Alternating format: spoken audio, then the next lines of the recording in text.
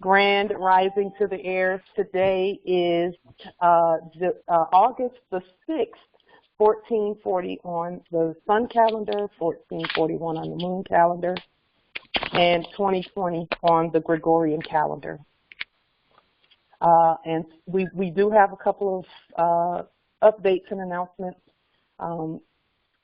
With regard to, first, the meteor shower and the astrological and cosmological happenings. Empress Michelle, do you want to say a little bit about that and just give the dates? Well, the meteor shower?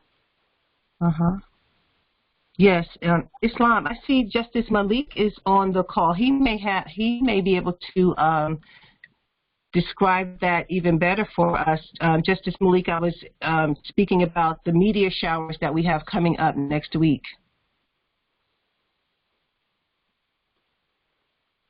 Justice Malik.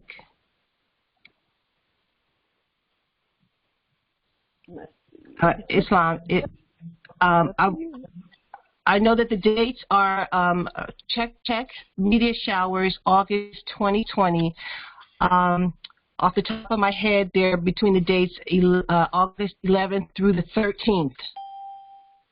And they, you won't be able to experience it till like the wee hours in the morning, like somewhere like between 1 and 3 o'clock, something like that. But look, check it out. They are phenomenal. You must witness this if you can. Islam, I yield. Islam. I was out on the night of the surging moon around, it was actually at 4:06 a.m. And I witnessed a shooting star at that time along with the surging moon. It was just beautiful. So the cosmos is really really doing its thing with regard to the air.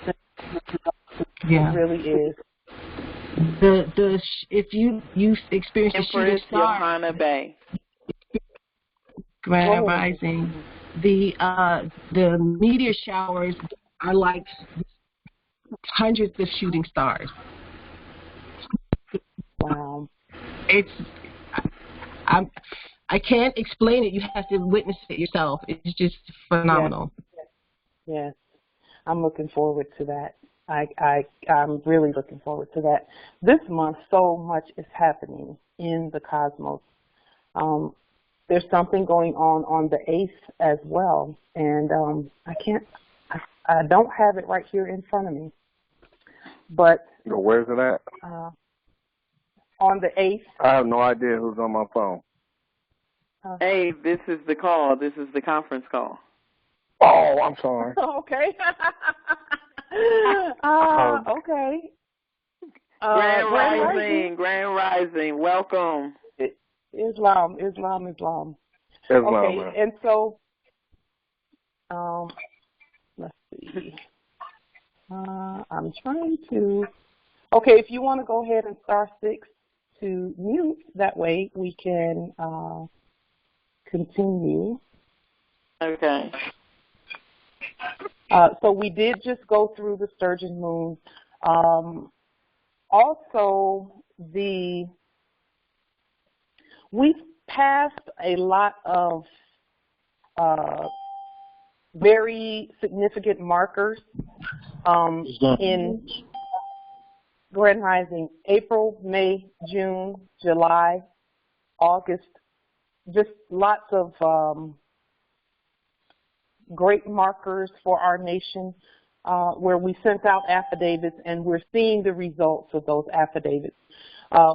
Empress Angela, you were talking about your experience at the grocery store today, and even with regard to that extra or that separate register. Yeah. Can you say a little bit about that? Because I wanted to talk about that just a little bit so that we know when they're doing what we tell them to do, because sometimes we don't really recognize. Empress Angela, you recognize when they're doing what you command. Yes. But a lot of times Moors think that they're being singled out for something that's negative, when in reality it's something positive that's happening. Okay. Yes. Yes, I had went to the grocery store today with me and my two heirs, and when I first walked in, the young girl said, "Oh, excuse me, ma'am, you gotta have on a mask." And I said, "No, I don't," and I kept walking. So by the time I got by the cashier, she said, "Oh, excuse me, you gotta have a mask on in here." I said, "No, I don't," and I kept walking. So I We're kept. sorry, but some participants may be experiencing temporary audio issues. Our teams are working to resolve this as quickly as possible. Islam. Well, thank you. Free conference call. Go ahead, Empress. So I kept walking and shopping, and I got down the aisle, and then the manager came walking, and he said, excuse me, you got to have on a mask in here. And I said, "No, I don't." He said, "Well, it's the law." I said, "No, it's not the law." I said, "Show me the law." I said, "Because I'm the law in the government." And then I said, "I'm American moorishe national." I said, "There's no law that I have to have on a mask." And then so he's standing up there looking silly, and then another manager came, and he said, he already spoke with you?" I said, "Yeah." I said, "But I'm not wearing no mask." I said, "I don't have to have on no mask." I said, "You all U.S. citizens, y'all might have to have on a mask, but I don't." And then so he said, well, some of the other employees might stop you. I said, "That's fine." And I kept walking and kept shopping. They standing there looking, and I walked off and kept shopping. Then when I got finished shopping, I came to a register, and the lady at the register, she fumbling all around, and she looking, and she calling the manager, the one I just spoke with. And so he had me to come to a whole another register. He opened up a whole new register for me. I just started laughing. I said, "That's fine." So me and my two heirs went, and we went in the other register, and he checked me out. And then when he checked me out, then he said, maybe you might want to, we have ship tea." I said, "I know you all have ship tea." I said, "If I wanted to use ship tea, I would have used ship tea. I'm shopping. I came here to shop." And he said, "Oh, okay." And then I checked out and left. Islam. Islam. That is, yes, that is definitely demonstrating our nationality peacefully, because there was no arguing back and forth, et cetera, et cetera. We don't have to argue at all with those subjects. So you absolutely did all the right things, Empress. Thank you. When they, yes, Islam. I wanted to, work until you finished, but I just wanted to mention similar things, but with no interaction except hi, and that I did at 2 different stores in the last 3 days. So one of them was Walmart, Superstore. I usually pick one or the other. I have 2 superstores within about 6 miles of me, one on either side. So I walk in the store. Everybody else is being told they have to put on a mask, and everybody's putting on a mask. And I walk in there, and the place looked like it was loaded with bandits because everybody's masked up. But I went about my business, went to my shopping and stuff. When I was done, I walked down there looking for a checkout stall, and I saw one that was open. I pointed up to the light. I told them the light is still on, so I'm coming through. She said, "Yeah." Go ahead, Justice. Go ahead. When we got up there, we had a quite pleasant conversation as she was checking me out, and I was finished. I went out, and there was, they have employees crawling all over the place with their masks. Not one of them said a word to me about having to wear a mask. And as I was checking out, I noticed one other person. She was a Moabitess, not wearing a mask. I said, well, at least it's getting around to 2 of us. And the other store, same thing. I walked in, and somebody put their hands up to their face with their mask. And I said, no, I don't wear those. He said, but you will have to. So I just walked over and I handed her my ID to read it. And she said, oh, okay. And I went about my business and checked out when I was done. No problem either. Yeah. So, you know, it's a matter of, again, knowing who you are and then being who you are. Don't argue with them because you don't need to. Islam. That's awesome. Yes. Islam. That is, I really think the mask thing is going to be how you know the difference between the heirs and the citizens. It's turning out to be that way because those of us that don't wear them and who actually enforce the Constitution where that type of thing is concerned on our land, we're turning out to be the only one or one of maybe one or two others who does not have a mask on everywhere we go. And Islam, right? Islam. Yes. I have a testimony on that too. Yes, go ahead, Justice. Speak up just a little bit, Justice, so we can hear you. Can you hear me now? Yes, we can. Okay. Almost La Hotel Northwest Connection territory near Washington State corporate territory. Anyways, I went to one of these corner stores out here, and you know, like the little Shell gas station corner stores, they had all the signs up saying that you must wear a mask and all that stuff. And when I went to the store, the guy he gave me the look as if, you know, if you wanted to enforce that. But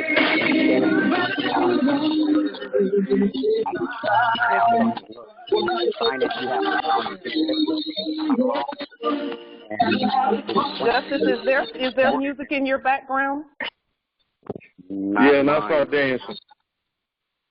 Okay. But anyway, you know, the ordinance that's on the corporate website that you pointed out here in this territory, I had that on my phone. I had it downloaded on my phone. And I went to exactly what you demonstrated on the video, but I showed it to him and had him read it. And in the process, he realized that he was exempt. He was one of the members, you know, one of the citizens on that ordinance saying that he's exempt. And he realized that. So it does work.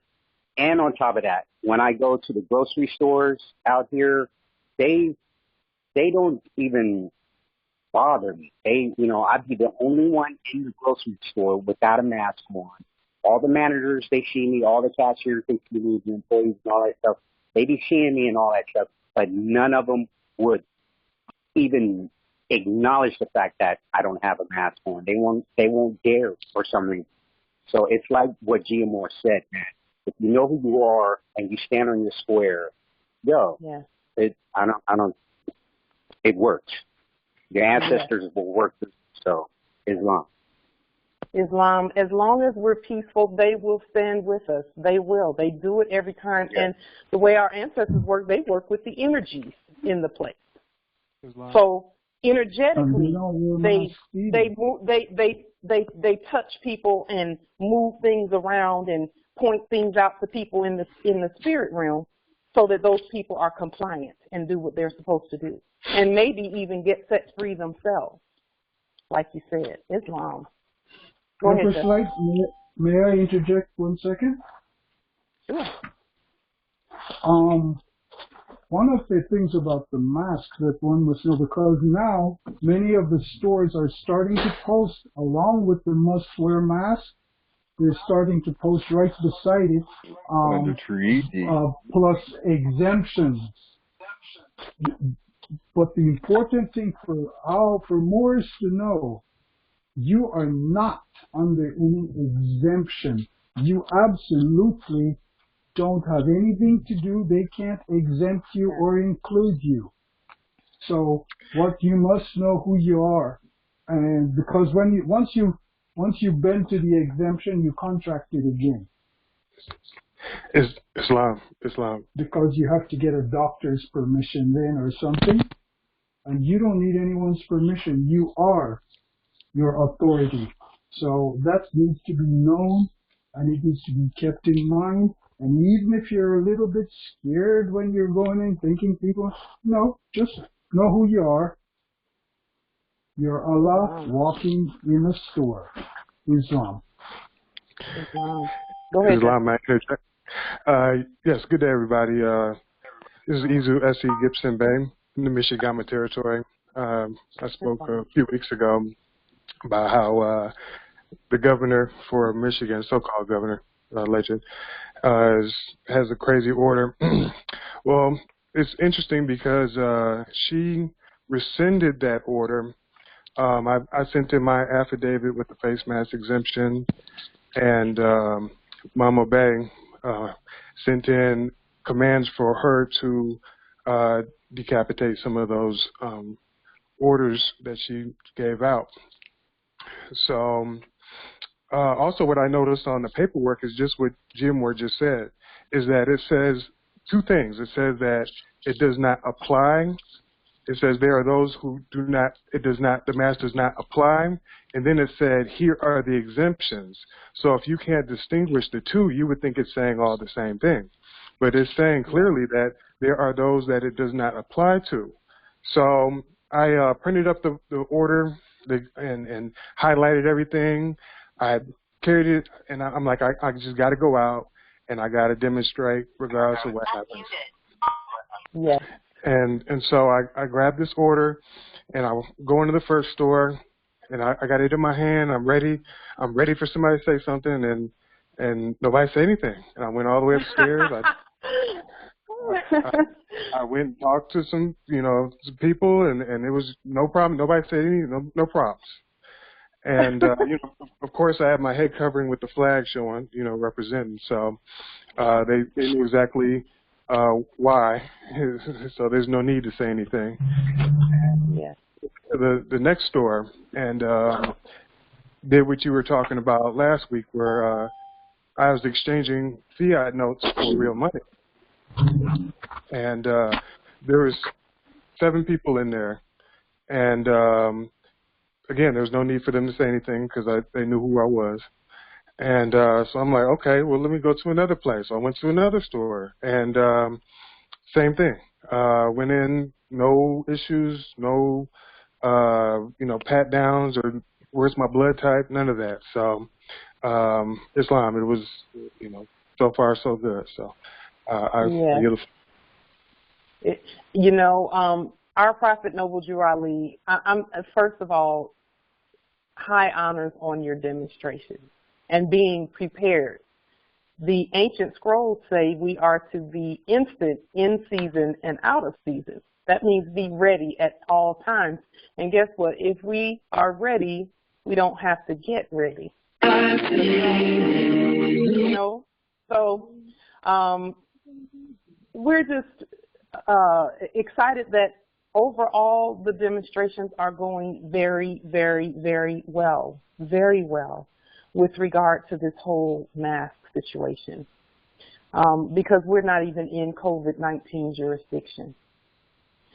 People keep, and I'm not even going to talk about what they're saying, but with regard to blacks, we won't even talk about that because it's not relevant to us. But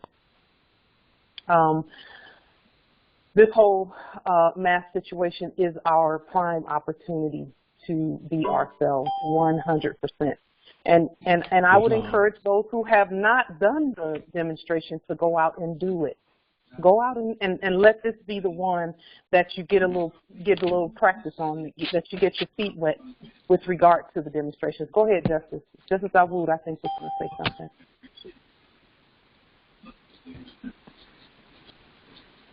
Islam. Okay, go ahead, Empress. Pardon me.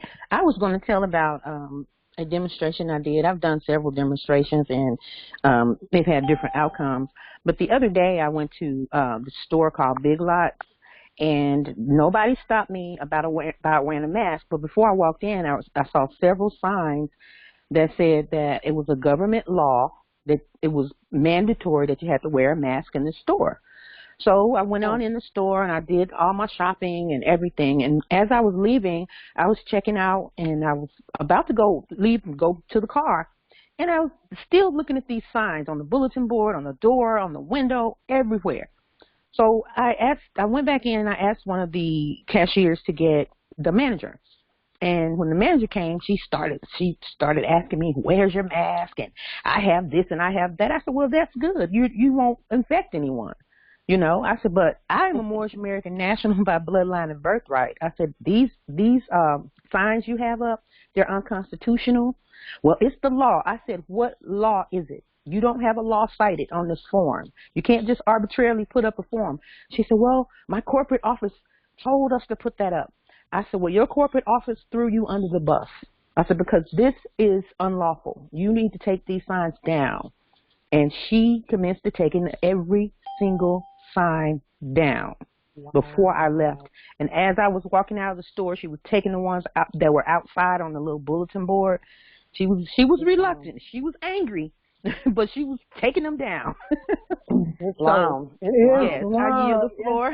Awesome. Wow. Good to hear. That's really good to hear, yes. Yes, Islam. That is, and that is actually how things work on our land. It's our land. That's how it's supposed to work. And Justice Genesis was peaceful. She wasn't angry and did not have war energy. And I know a little bit about Justice Genesis. She doesn't do war energy. She does the law. And so, and she actually, I want to congratulate you on the record as well for your court actions today. Were those your first court actions, Justice Genesis? Yes, they were. Okay. Yes, they were. Congratulations. I'm so happy for you. Thank you. And yes, we heard they turned out just fantastically. So I'm so glad to hear that. Much gratitude. Much gratitude. Yes.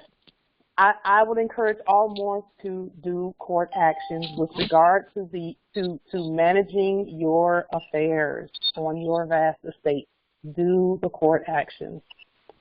Okay, that's important. It's very important. And our courts, as long as our courts are speaking, which we're going to speak into perpetuity. So that's kind of what it is. As long as we're speaking, no one else will be attempting to speak for us. And that's actually the point. We are the law, we are the government. And that's what we're going to continue to demonstrate at all times and at all points in time. Justice Travis,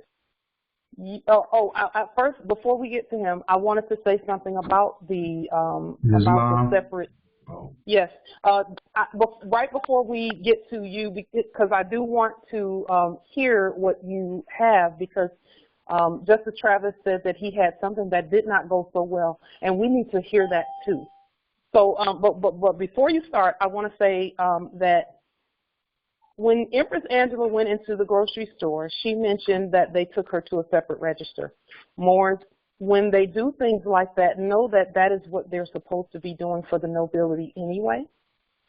So know that that is not a bad thing. It's a good thing. We have to know the difference between when we're being violated and when they're doing what they should be doing with regard to nobility.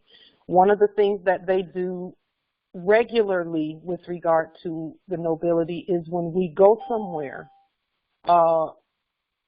they will, it seems so inadvertent the way they do it, but they assign someone to assist and escort us while we're going through different places. And that is appropriate.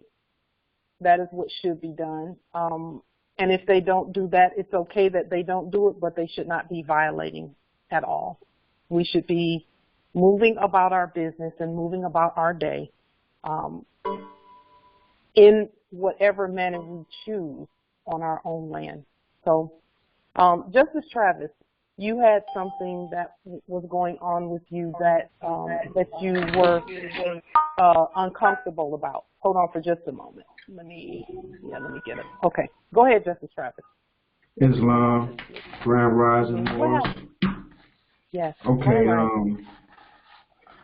I followed the process as far as the repossession process because our consort are homeowners, but waking up, we understood that we are landowners and sovereign, and I wanted to demonstrate that way first. So I sent the allodial title that was sealed. I sent a cover letter. I sent the affidavit of repossession. Well, actually, what I can do is read the letter because he sent a letter. Okay. Can I ask you a question or two before you get to the letter? Have you terminated all corporate contracts on the public record? Because I heard you mention a homeowner and that sort of thing. Because we know that that whole system, as far as those claiming to be homeowners, they don't really own anything. That's why they don't get a title to it, because they don't really own anything. The heirs own everything. Right. We are the heirs to everything here on this land, and so I wanted to be sure that that was not a sticking point with what was going on with you. Islam. Yeah, I've been sending those.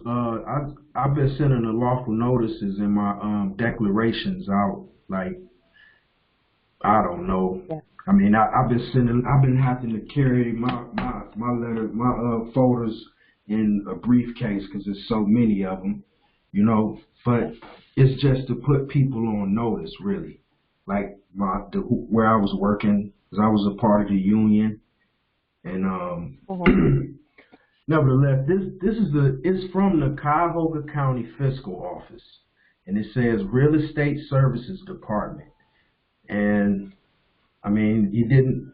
It says to Travis L. Russell, in July 2020, you submitted to this office affidavit of allodial secured land property to be recorded. Unfortunately, after a thorough review, we are unable to accept this document for recording as presented.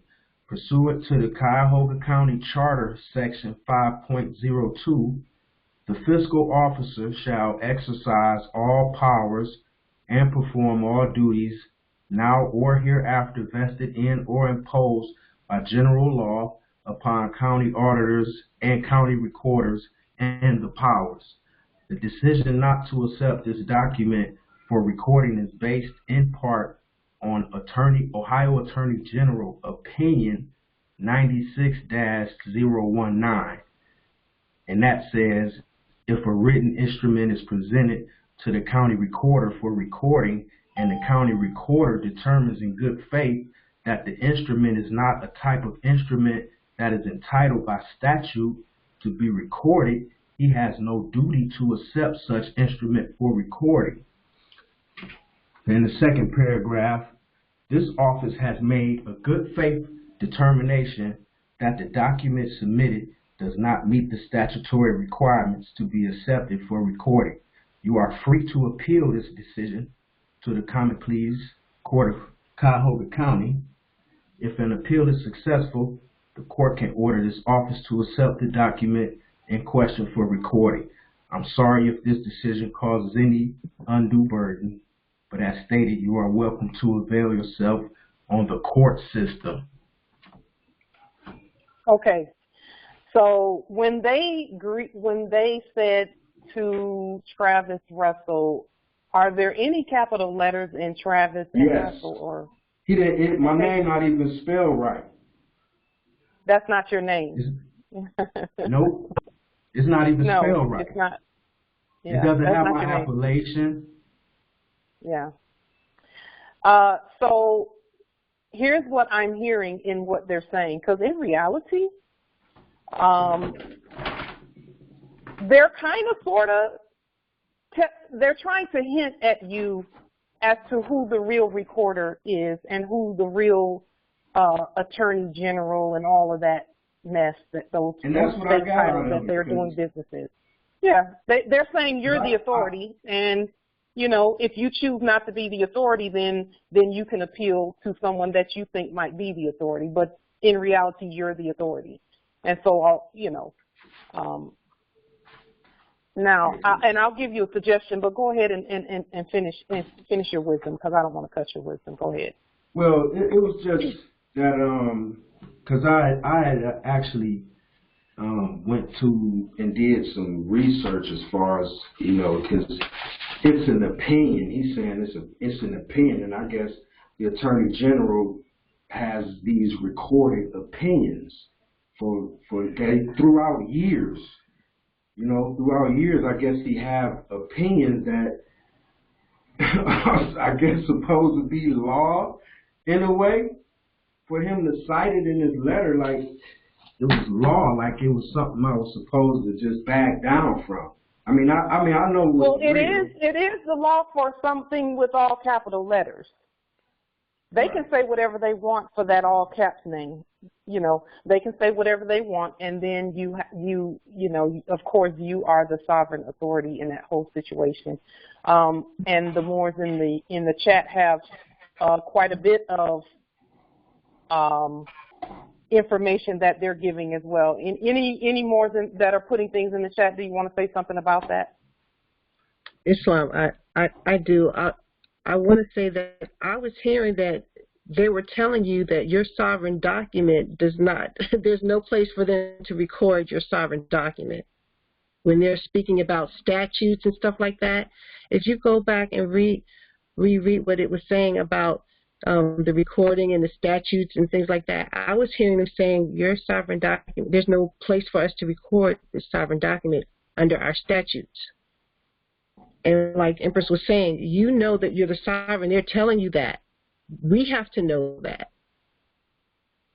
Yeah, that's what I was getting to, is that they were saying that they didn't have any kind of jurisdiction or power in order to even look at that document or see that document. That's exactly what I got when they did me the same way here. That's section 5.2. That's talking about section. The power. What part of the Constitution is that? It's loud. It's a charter. It's a charter. Well, we have, those have been revoked. So yeah, they have no standing. Islam. I have a testimony where I help someone not to go to prison again. Okay, Empress, hold that for just 1 second, and let us with regard to Justice Travis, I want to give him I want to put just a couple of suggestions out there with regard to that. First off, you are the sovereign jurisdiction, so a court action and a lien is in order for that. However, even before you do a lien and a court action, Justice Travis, you can send them, and I've started doing this and it works. I'll tell you that it works, period. I've started sending these corporations, once I lien them and I do a court action on them, then I send them something saying that I'm the CEO in all lowercase letters, because we're the only chiefs on the land of anything. We're the only chiefs ever with any standing. I'm the chief executive officer, and I spell it in ancient English and not in corporate English, so it is in all lowercase letters in red. And then I tell them that I have already done whatever it is, and that they are to have their and that they have no further services of theirs are needed. So with regard to recording things, we do have a public records page. That's the first recourse. It doesn't cost anything. It's on Facebook, Moorish American Council of Public Records. You can always upload it there freely. And then on top of that, send that person doing business as a recorder send them something saying that you are the sovereign recorder and that you have already recorded your documents and that their services are no longer needed. Yes, ma'am. See, that's how you get corporations off your land. When they say those things, they're actually begging you to set them free so that they won't have to sit up and send things and keep saying no to the heirs and keep getting lean and called into court and all of that. We have to at that point tell them you're free to get on off the land. Okay? Because we've already recorded it. Mm-hmm. When I send out any documents with regard to anything that I want to have done, I already know that we're not even speaking to humans because they're not really those people are not who you think they are. They simply it's the equivalent of they simply let's just say you're working on your laptop, and then I, as an occupier, I come and I stand between you and your laptop, and I start doing the typing and start asking you, what do you want me to type here? And then you say, well, I'd like for you to type this since you're standing there. And then I say, oh, well, you know what, according to laptop policy, I can't type that. Now, I just stepped my own self in front of you and your laptop. I step between you, and I start doing things. And then I start saying, well, if you want me to type that, it's going to be a fee of $5 for me to type that. That is what has happened here. Blocking the conversation some. Okay. I'm going to mute just a couple because there's a little bit of feedback coming in, and then just unmute yourselves when you're ready. Okay. Justice Travis, I'm going to mute you for just a second, and then you can star 6. Okay. Because those two are coming up on the meter as well. But what I wanted to say was that again, that's what the Albion's and it's not just Albion's, but what that corporate system has done is it's the same thing as them. You know, let's just say you're typing on your laptop, and one of them comes and stands between you and your laptop and says, okay, I'm going to type what you want me to type on this laptop because that's the service I offer. And then you say, well, I want you to type me a moorishe American affidavit. And the corporate Albion or the corporate person standing there says, well, I can't type that on here because that's not according to the laptop policies that's implemented. And so in order for me to type anything, I'm actually going to need $250 in fiat. Now, remember, I just came and stepped in front of you and your laptop, and I'm all of a sudden dictating policies about you and your laptop that you know is yours. That's what's happening on our land. So here's the thing. When we send documents and we say, okay, I've already done that, I hereby type my own affidavit, and your services are not needed. No human services are needed for that to happen. And when you do that, the system will then take over and do what you say for it to do, because it's really a system that we're speaking to. The system was always here. It was never gone anywhere. Our ancestors put all of our systems in place. There's nothing on this landmass that we cannot do on our own. Nothing that we cannot do on our own. Okay, so Justice Travis, again, when you go ahead and send whoever it was that sent that, first invoke personam jurisdiction and tell them who you really are. Tell them that you're no name in all capital letters. You're a sovereign appellation. And then tell them that you have already recorded your sovereign documents and your allodial title on the public record, and that their services are no longer needed on this landmass. Tell them that.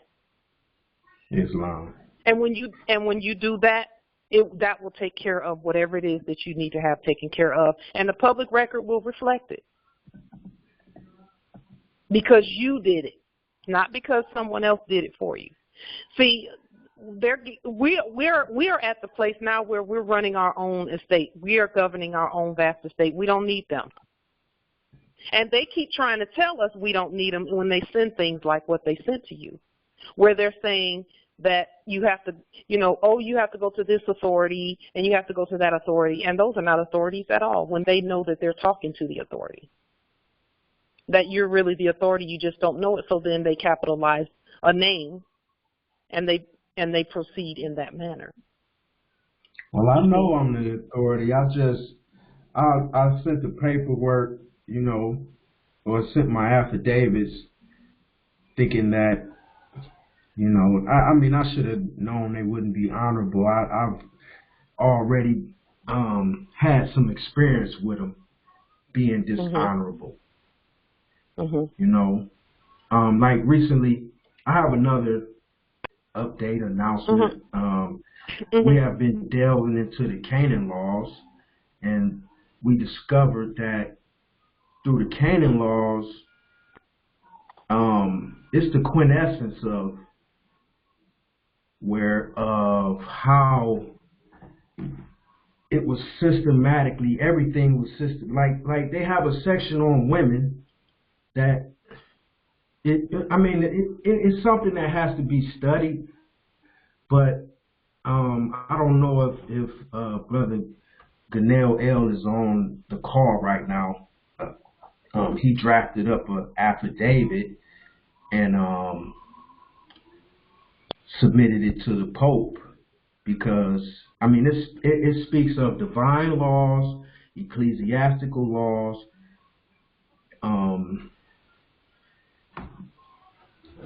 Did you know that there are no popes but the Moors? Yes. Okay. And I understand that John, what's his name, Hassel is the supposedly king. There are no kings, none. Citizens cannot hold any. Citizens are slaves. Anyone who is not a sovereign, original, indigenous, natural, divine Moor on this earth has no title but citizen servant.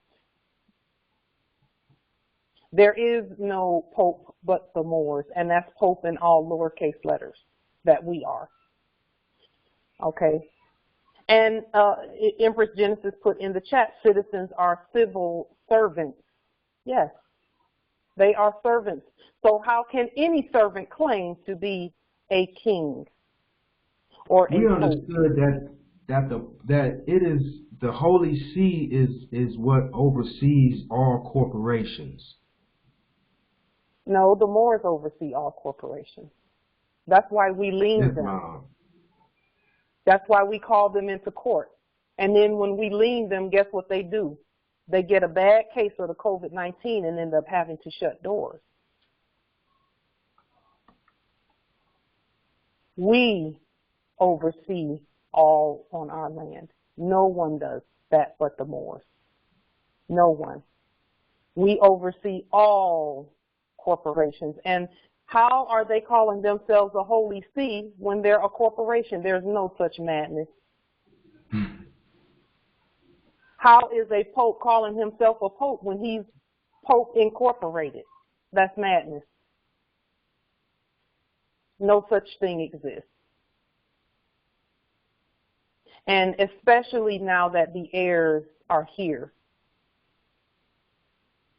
and standing, we are the Pope, we are the law, we are the government, and no corporate statutes and codes supersede the Constitution that we wrote and gave to them, the citizens, the civil servants. And now we're telling the civil servants, well done, our good and faithful servants, you're free to go off the land. Because anything that you're doing, we can do it. Because in reality, you're having that experience where they're telling you, oh, we can't do this, and oh, we can't do that. Okay, those are our resources.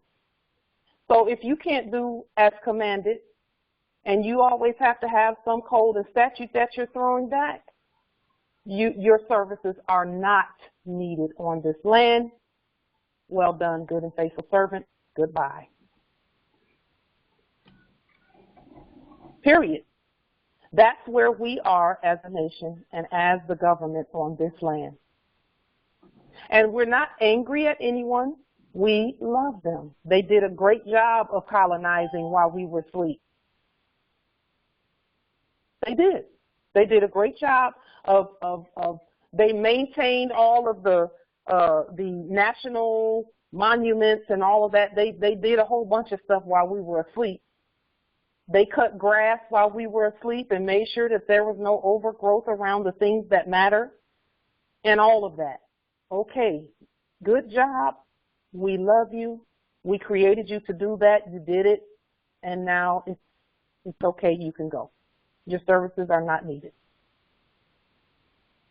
The governors, the ones doing business as governors, really, the bays are the governors. We are the governors.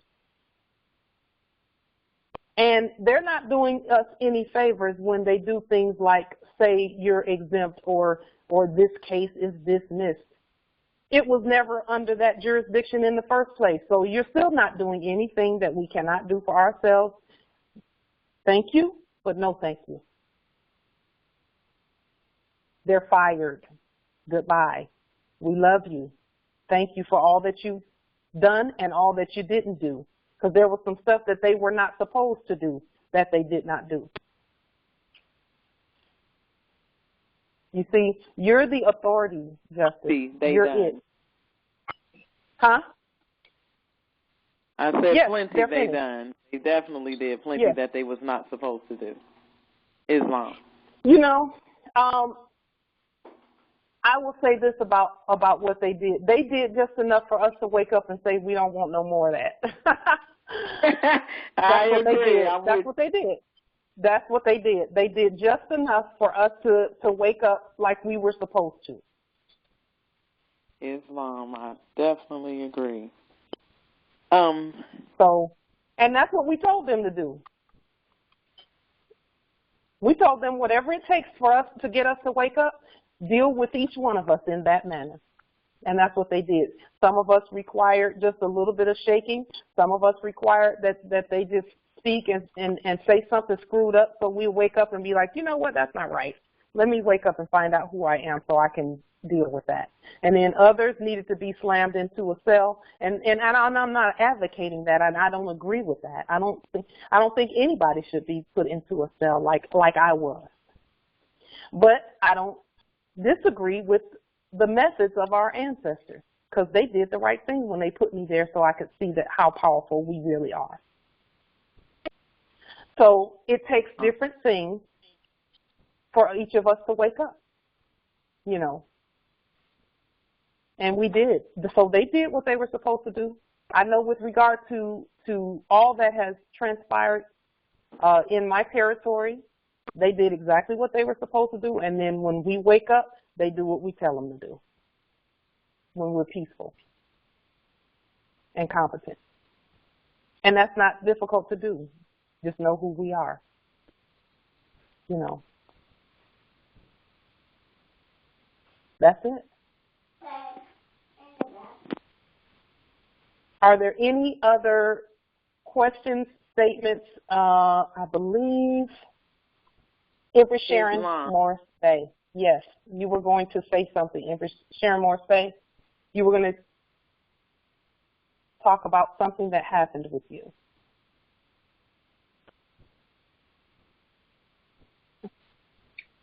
Islam, Empress. Islam, everyone.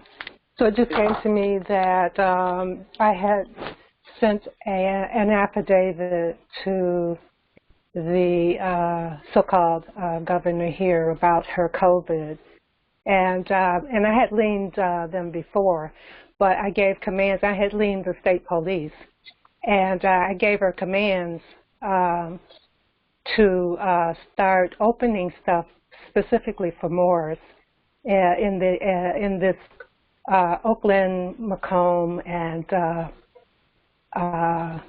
Wayne County here in Michigan Territory, so-called those corporate venues. And I noticed that I looked at the news. Some of the information was saying that the state police budget had been reduced by over $100 million, and that the prisons were at a deficit, had been reduced by I think it was like $400 million. So they're changing and they're doing what they need to do. But we have to tell them. And I've noticed that one of the Moors has said that they had the ability to go into a venue, a so-called city venue in Wayne County, and they were assisted. So they're changing, and things are going forward. Islam, I yield. Islam, and I don't really even have to say too much about what's going on in Seattle territory and Portland territory, which is all the same territory, by the way. The things that are going on here are all over the media with regard to them doing exactly as we have commanded that they do, which is your services are no longer needed. And here they are defunding and all of that. And actually, they're not doing it. We have done it. Islam. When the creditors, and this goes for all the territories, when the creditors say you're not going to use our credit to pay for that stuff right there, then they have no choice. They have no choice. Justice Travis, I see there in the chat you said that the one doing business as governor has announced certain that he has caught a particular mainstream virus, etc., which will remain unnamed on here. Yes, and so again, that is people finding an out because the real governors are here. Okay, and when we start speaking, they have to mask up and be quiet. And I'm not even being facetious about that. They have to. They just like Unum Sanctum says, there can't be two heads because that's called a monster. There's only one head, and it is us, the Moors. That's why we placed Unum Sanctum decapitalized on the public record. In the treaty. To let them know that we are in control of all, and all are under the Moors. And that's why Unum Sanctum was placed on the public record, because there's not two heads. There's only one, and it is the heirs. Okay. So we are now at 1 hour out. Are there any other comments, questions, demonstrations, or anything that we need to discuss as a nation and as the government? Because I do want to say something about the strategies that we're using going forward. And also I wanted to mention that our Grand Sheik, Taj Tariq Bey, will be on House of Reawakening Minds tomorrow at, let me just be sure, I'm pretty sure it's the same time that he would normally be on there. It says August the 7th at 7:30 p.m. Eastern Time. So it's 7:30 to 10:30, House of Reawakening Minds. Our Grand Chief, and he will be talking about the who, what, where, when, and why of money. Okay, so I know we're going to get some really good information from him about that. Are there any other questions, comments, etc.? Islam. Islamism. I wanted to know if they're, like, if the properties that's, we're here in the United States, so the properties that's, I guess, with fake bought or something through the Avions and stuff, how does those contracts go? They are canceled. Okay, because if they purchase, on our land, I was wondering how does that work? Like, they've been coming out, I'm here in Columbus, and they've been buying out in a predominantly indigenous area where I've been for over 20 years, and I mean, I'm just trying to see, because they deliberately and purposely done that to try and call, I guess, gentrification. All of that is fraud. All of it's fraud, and you have to rebut any, the fraud. My suggestion would be, if property is a concern, then study the property acquisition process, the property possession process, from start to finish. We do have some things in the works and some processes in the works as well, but definitely do the study. Always demonstrate at the level of your understanding. Go ahead, Justice Jeremiah. I think you were going to say something about that as well. I'm sorry. I just wanted to say for Eddie. Y'all said to study property, what is it? The property repossession process for heirs, for the Moors. Go ahead. Hold on for just a moment, Empress. Justice Jeremiah, go ahead, because I think he's going to shed a little bit of light on that also, Empress. I wanted to say to everyone, when you get any type of notice that they're trying to do anything with... go to the tree. Go ahead, Justice. Sorry, it is. Anything that they give you notice to attempt to take control of anything that you have in your possession, any notice that they send to you, the first move to make, take that notice, turn it over, write on the back of it, there's no contract, you do, the next thing you put in a line below that, you will write your autograph, a space, and then in brackets, in all capital letters, you will write the straw name.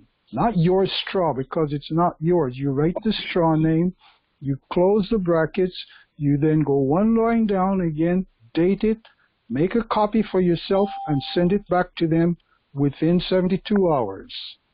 Now, what you have done when you did that, you have told them you don't have a contract with them.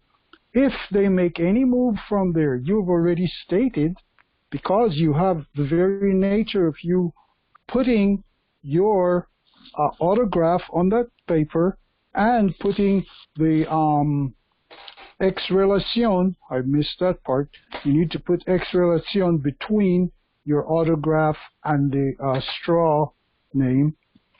And when you do that, you're telling them that you are the Attorney General for that straw, because the straw cannot speak. And you don't own the straw, but you are its Attorney General. You are speaking for it because they fraudulently created it from something which was allodially yours. Wow. So you are lawfully taking the next course in that, which is to go to the highest authority, yourself, the Attorney General, and from that position, you can now speak always as the highest authority on what you want done. But that's the first step, and then you study. Anyone that wants to know what ex relation means, go to rvbay.com and search it out and read. It's about 5 pages long, but it's invaluable information. Because when you know that, you're starting to put yourself back into that frame of mind of your ancient ancestors. You must know. Okay, and if you did not get that information, this call will go up on YouTube so that you can listen to what you said. Okay. Yes, correct. I'm definitely Yeah, I'm already on there on this page, definitely. Islam. Okay. Islam. Thank you so much. And Islam. Yes, Islam. And that was the 2-minute quick version that Justice Juramore just gave. We can get a whole lot more laser sharp on it. But the way that he just said do it is for those who need a little more time to study the liens and the court actions, etc. Okay. Okay. And that is the direction we all, it is suggested that we all move in, because we are consuls and judges, and we are, there is an expectation, an unspoken expectation that we always know the law, that we come with the law in our mouths 24/7. Every time they see turbans and fezzes or this flag, that they know that they're about to get the law put out there. That is just from start to finish, historically and otherwise. And even today, the demonstrations that the Moors were talking about that they've done thus far, those demonstrations prove that people, that anytime they're dealing with Moors, that the law is going to be discussed, it's going to be put out there, and they're going to be expected to follow it. Okay, Islam. And that's for everyone. That's for all Moors. Okay. So, thank you so much, Islam. Yes, you're welcome, Empress. Islam. Islam. Empress Michelle. Yes, go ahead. Yes, is Empress Carla on the line? There was a demonstration that she wanted to share. Yes, thank you. I am on the line. This is Empress Carla. I was in, well, first I went to one store. This was day before yesterday. I went to, what was it yesterday? I went to a store called Treasure Hound in Pennsylvania, Virginia. And when I got there, the lady began to, after I got my stuff and I got to the front, I told her, I'm tax-free and here's tax exempt and I have my card. And she started talking to the two Caucasian ladies behind me. And she proceeded to ring the order, and after she rang the order, I said, well, you still put the tax on you, I'm tax exempt. And she began to fuss at me, telling me that I should have told her that at first, and it was only $1 some odd tax, and, didn't make any sense. And I said, you know what, it's okay, I don't want to buy the merchandise. So I walked out of the store, and then I turned back around and thought about it. I went back in the store and I asked for the manager. When I asked for the manager, I showed her my card and I told her who I was, and she sincerely apologized, and she offered me free items out of her store. Wow. I told her no thank you, and I didn't want to, care to shop there that day, but maybe in the future I may be back. But she needs to let her employees know that you respect people, and I think the most heartfelt thing is while I'm standing there, she's going to turn and put her hand to her face and speak to the two women behind me, just seated on me to read her verbiage. Which was fine. Not only that, I finished that, she apologized. I accepted the apology. I said I'll contact them in the future, and I left from there, and I went over to Costco. So I'm going to Costco, and the gentleman asked me, ma'am, you got to have a mask on. I told him, I said, no, I don't. He said, yes, you do. He said, no, I'm not going to wear a mask. He said he was going to call his manager. I said, okay. So he called his manager. The manager came over. He asked me, told me I had to have on a mask, and I had my ID out, and I showed him who I was. He said, oh, just go ahead in. And he radioed on his radio, is one of them. And I just smiled and kept going where I was going and continued to shop. Yes. When I got to the register, the cashier asked me if I wanted to escort outside the facility after he rang my items up. And I told him, no, thank you. I swiped my card. I told him, have a great day. And I left. But I was obliged to hear that I was one of them. Good stuff. I had that happen to me at Costco, so that's a perfect story. Thank you, Empress. Yes. They all know who we are. We have made it very, very clear, and that's exactly what I was saying, Empress, prior. Is in some cases they will assign an escort to escort the nobility, and that's appropriate. We're okay with that. in case we need anything. However, at some point, they're going to have to, there's nothing that we really need from them because everything already belongs to us. And so that's probably their best bet for right now is just to assist where they can, and we appreciate all that they've done. And, it's no secret. The heirs are awake. It's no secret at all. Islam. Love it. Everyone knows that. And the more we demonstrate that we're awake, peacefully, like what's going on now, of all over our land, and when I say our land, I mean the whole earth. Moors are demonstrating peacefully who we are and putting that law out there. Competence is key, and that's what happens when we do that the right way. Okay, Islam, Empress. That's a beautiful demonstration. Beautiful. Empress Carla. Yeah, the chat is yes. In the chat, yes, they do have to go. That is priceless. Absolutely. Are there any other Islam, Empress? I have a question. Yes, I have a question when it comes to autographing.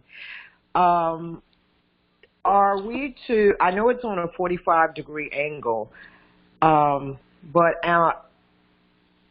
do we start with our first part of our appellation, or going from the top to the line of whatever we're autographing or through our statement, or can we start from the line and going up on a 45-degree angle, if that makes sense? Because what I know the only time I do 45-degree angle is when when I've placed my right red thumbprint on a document up in the upper right corner or on the final page of the document in the lower right-hand corner. Then I'll do the 45-degree angle where I sign the first part of my appellation, which is Pauline. Yes. Pauline Denise Ritchie. Pauline is, and it's going downward at a 45-degree angle. Okay. Okay. So from the upper left corner of the thumbprint down towards the lower right corner of the thumbprint. Okay, so that's the 45-degree angle. Okay. So when signing a check or anything autographing a check, it's not necessary to do a 45-degree through exercising? No. Okay. No, it's not necessary. And what I normally do is I will put my appellation in all lowercase letters in red. I never go anywhere without a red pen. And in most cases, I have my my ink pad, my red ink pad, so that I can do my right red thumbprint. And I autograph as I normally would, straight across. And then I put all rights exercised at all times, and sometimes I'll put in capitis diminutio nolo, all rights exercised at all times. So I actually take the time to write all of that out in red next to my appellation. Okay, great. Thank you. You're welcome. Funny story today, that same I had to autograph an instrument, and it was a corporate instrument that I autographed. And the only reason that I autographed it is because I've terminated all corporate contracts. And when I went to autograph it, first I was offered a black pen, as they always do. And, of course, I took my red pen out. And because they want you to be that. They want you to be the black and not the white sovereign that we are. And so then I did something that set this gentleman off by pulling out the ink pad and about to put my right red thumbprint on it. he said very quickly, and he put up his hands. He said, "Ma'am, no, we don't need that. We don't need that, ma'am." And he said it like I was about, actually like I had pulled out a weapon and was about to beat him up or something. He was frantic, like, please do not put the right red thumbprint on that document. And you know what I did. You already know what I did. Because I'm not a ma'am. That's the first thing. I'm not a ma'am. So he wasn't even talking to me. He was doing all of that for nothing. I went ahead and stamped it and put it on there. And then I looked up at him like, what in the world is wrong with you? Like, why do you not want my right red thumb? Clearly I did. Unbeknownst to me that a right red thumb is a weapon. He was ballistic. Islam. Good to hear. Good stuff. Yes, he was frantic. I mean, and so I knew right then that I had to put it on there. And when he said, "Ma'am," that was it. It was on there. So, because we're not, ma'am, that's right. We're not that. That's the wrong thing. That's the wrong one. You got the right one today to say something like that and expect me to do what you say. So, that's there's something about that. And of course, he still took the instrument. He still took the instrument. He didn't have a choice. It's just that now they can't hypothecate it. That's the part I love about our sovereign status, is that they cannot then turn around and do all types of madness and citizen stuff on top of something that we say is sovereign. And when we say it's sovereign, that's what it is. So always never leave home without the red pen. Go ahead, Justice. So you think they would have, like, if you didn't put your right thumbprint on document, they would have hypothecated, even though it says all rights are exercised at all times and at all point of time? Well, no, they can't. When we sign it in red in all lowercase letters, they can't hypothecate that. However, when you add the right red thumbprint, not only does it make that document, it takes it out of their jurisdiction financially, but then it also puts them all the way under. And now they're under anyway. They're under the sovereign status anyway. They're under us in terms of our status anyway. But when you put that, I'm sorry, go ahead, Justice Gilmore. When you put that, hold on. When you seal it. Yes. When you seal it, then that means that there is no nothing, no rules of theirs, no nothing that they can say are applicable to that instrument. They can't bundle it and put it on the stock market. They can't take it and use it to get other resources, as it were. They actually are then subject to the heirs, and they know it. Go ahead, Justice Gilmore. I was just going to say exactly what you ended up saying there. That seal is inviolate, and they may try to do something, but they know that's on penalty of death, and not just passing out the body. Islam. Yes, because those are capital crimes. That's Islam. Yes. That's the same thing. That's the same thing as attempting to denationalize one. It's a capital crime they're committing, and so they can't use that document in any way to hypothecate, to steal, to do anything except its lawful orders that are on it. Islam. In other words, it nullifies all their attempt at fraud. Yes. Absolutely. And that's why we do it. I don't sign anything unless it's in red, in all lowercase letters. And they will sometimes even say, well, we can't accept it if it's too late. It's already signed in red. And if I haven't signed it, I'm going to sign it in red, and I'm going to act like you're not even talking to me, because you're not really. If you're attempting to tell a sovereign what to do, then clearly you're not speaking to me about what I can and cannot do and what I can and cannot sign, especially if I'm, sitting right there signing it. That means I can sign it. And you can't tell me that I can't sign it in red, in all lowercase letters. And that will be done regardless. I mean, and let's just say, for example, if they decided to take all of the documents that were signed in one day and say, okay, everybody who signed these documents are claiming to be U.S. citizens. So we're going to go back and charge everybody and reverse all that we gave them.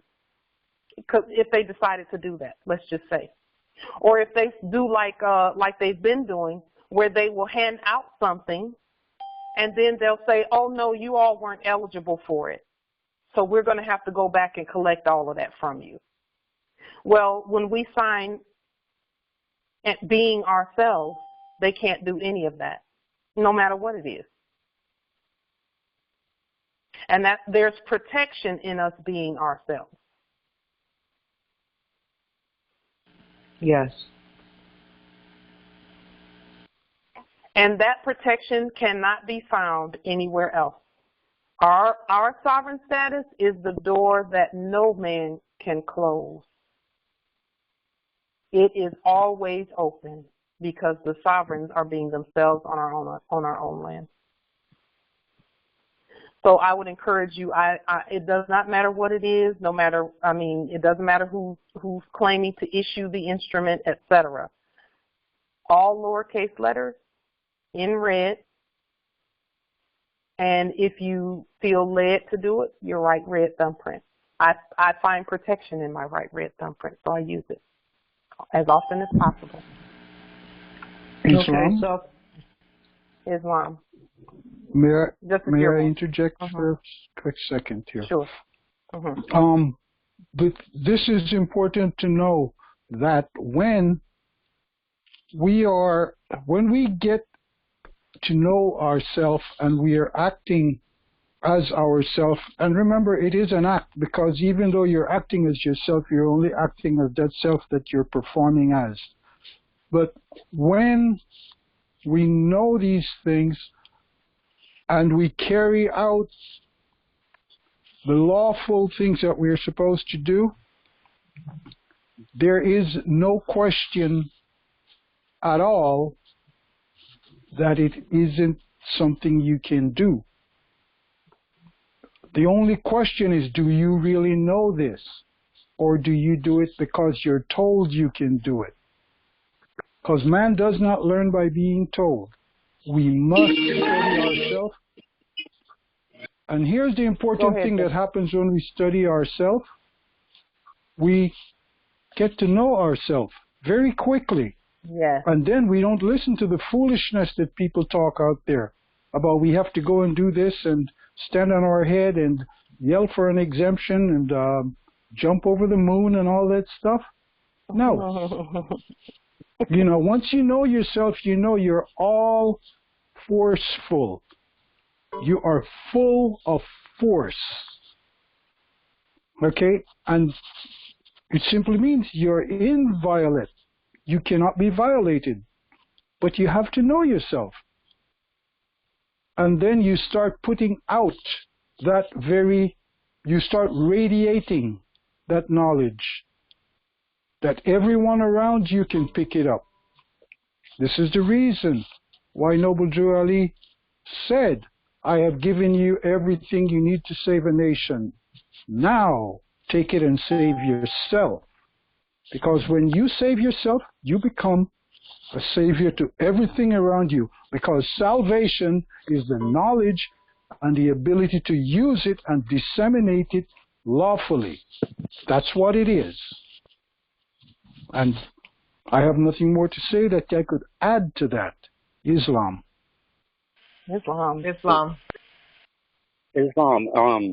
May I interject? Islam. Islam. Go ahead, Justice Amos. I'm camelbacking off of what was just spoken, but it's a little off topic. I've been fasting this past 3 days. Today's the 4th day. I'm noticing that my, how do you say it, psychic senses are like going through the roof.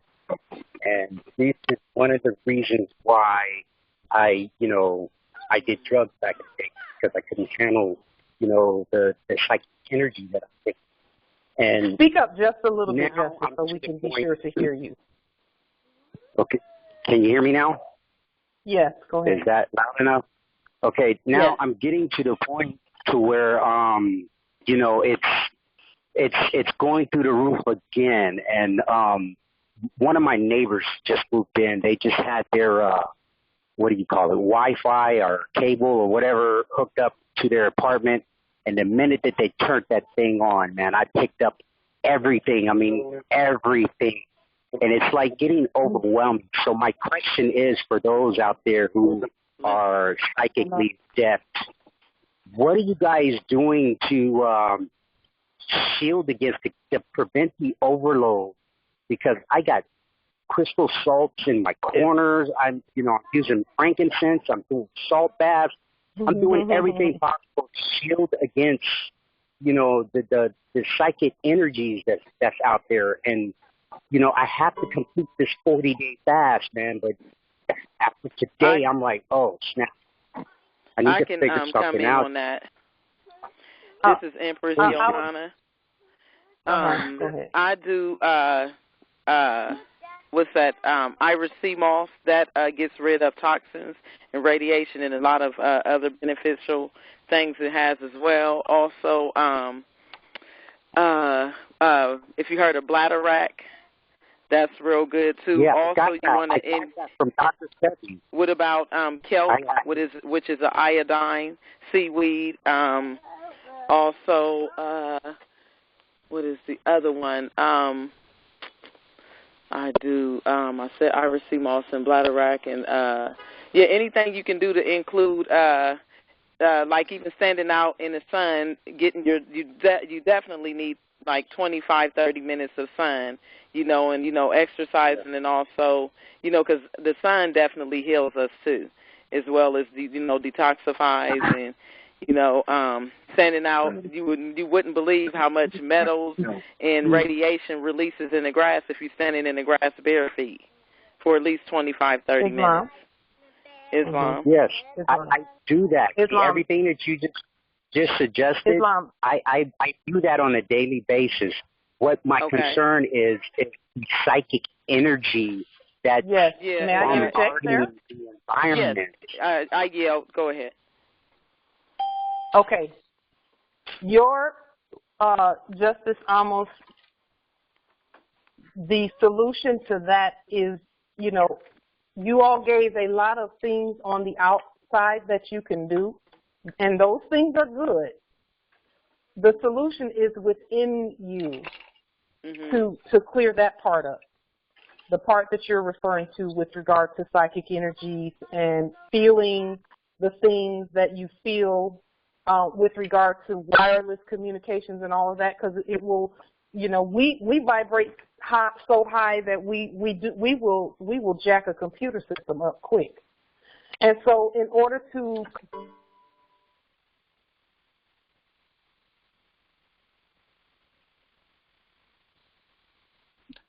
Islam, I think she got knocked out. Yeah. And will be back.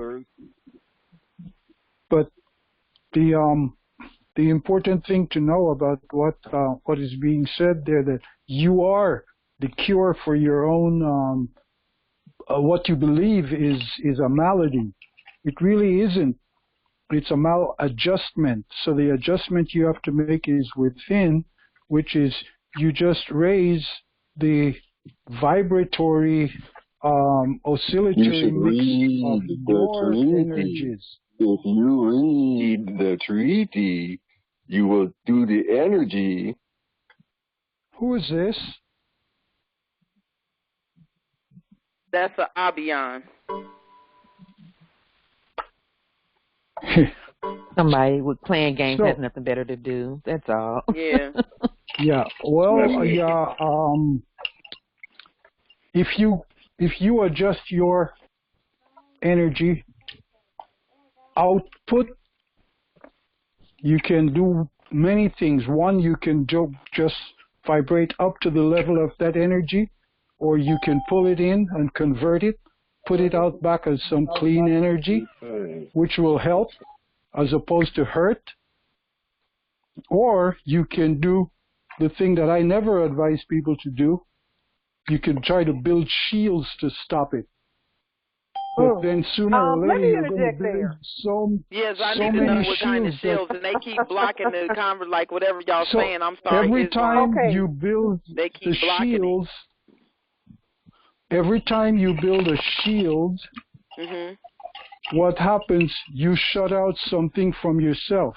So you start chopping off. It's like you're cutting off little pieces of yourself.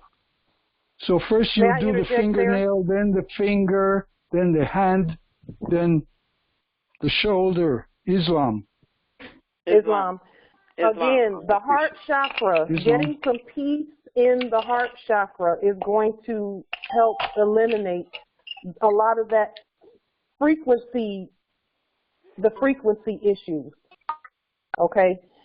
Especially where Wi-Fi is concerned and all of that. It can be noisy. It can be noisy in your spirit.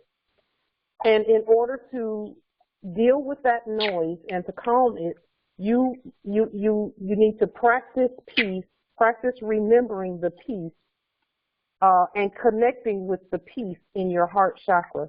So as you're grounding, because grounding seems to be a really good, it was mentioned several times by several different Moors about grounding. As you're grounding, focus on your heart chakra and getting it completely calm. And that actually should be practiced. It is suggested that it be practiced to the point where it becomes a reflex. And when it becomes a reflex, because I had to do the same thing. I had to do the same thing, practice grounding my heart chakra.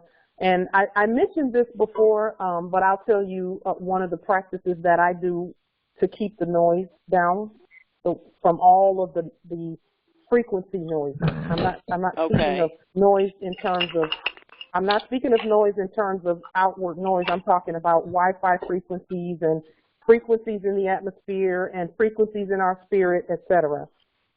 I focus on it's the going beam out. of They light. keep blocking the so we can't hear you, Empress. Okay, hold on for just a moment. Let me see if I can do it a different way. Hold on. Okay, thank you. Okay, is this better? Yes. Okay. With regard to the frequency noise that you hear, one of the practices that I do is the beam of light practice, where I get someplace peaceful.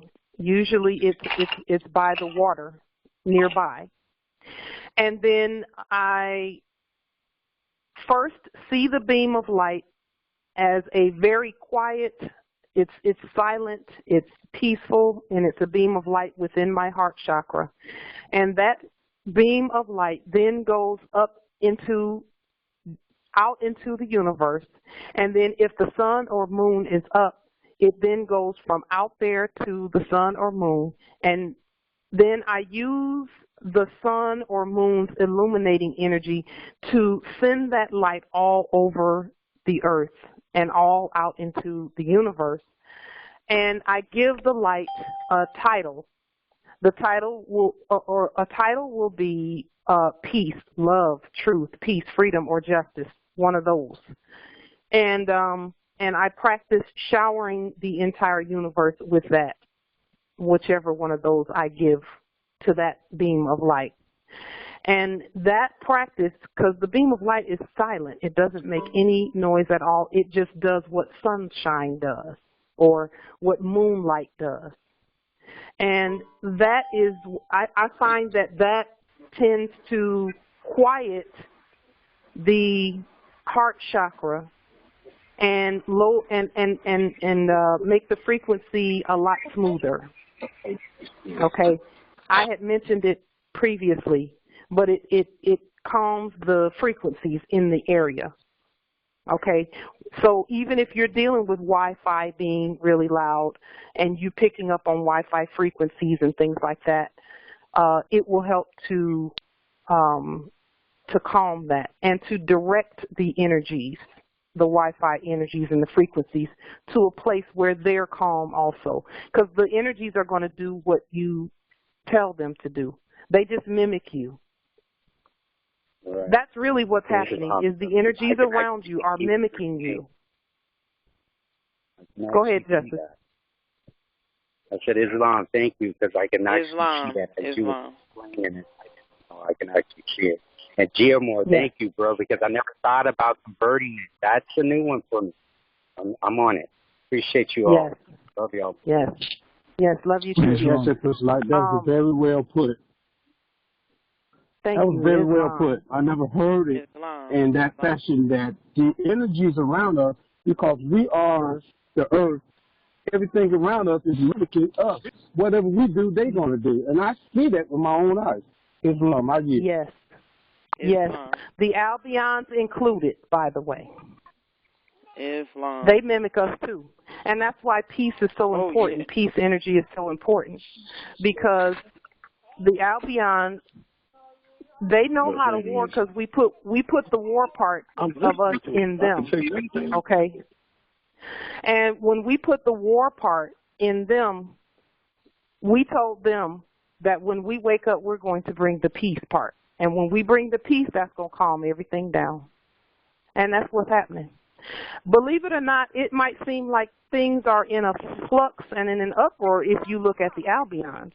Okay? But if you think about the heirs, us, right now, our land is very, very, very, very peaceful. Right now, today, our land is very, very peaceful. It's the most peaceful it's been in many, many, many years. Yes, the Albions are doing their acting job of, Black Lives Matter, et cetera, but I'm talking about where the heirs are concerned. And so we must then harness that frequency, which is the frequency of the earth. The earth is a peaceful, living entity, okay? And we must harness that and use it to our advantage right now and get in alignment with it, okay? Islam, Empress, we do have this. We got this. It's a wrap. It's done already. We already wrapped it up and sealed it and put a bow on it. All we're doing is walking it out right now. Islam. Islam, I do agree. Thank you, Empress. Islam. Islam. Empress Michelle, were you going to say something? Okay.